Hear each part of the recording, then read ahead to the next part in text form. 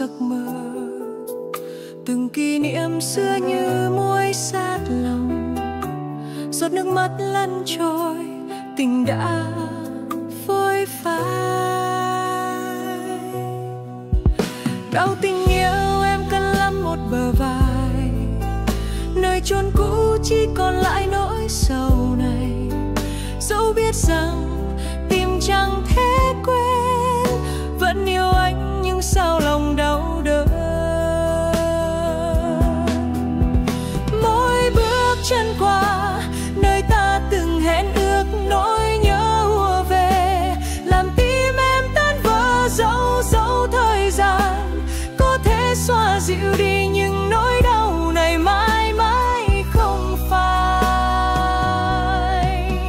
Đau tình yêu em cần lắm một bờ vai, nơi chôn cũ chỉ còn lại nỗi sầu này.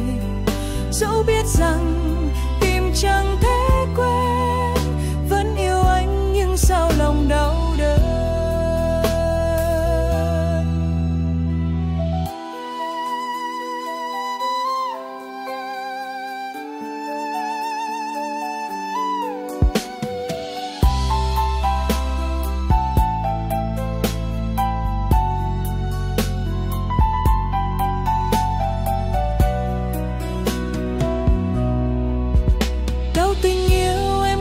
Một bờ vai, nơi chôn cũ chỉ còn lại nỗi sầu này.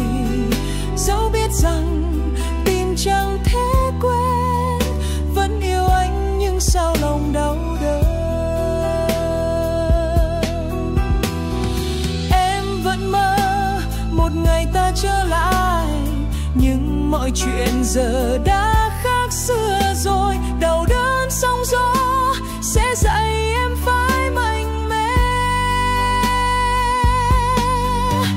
để bước tiếp sống cho chính mình thôi. Đau tình yêu em cần lắm một bờ vai, nơi chôn cũ chỉ còn lại nỗi sầu này. Dẫu biết rằng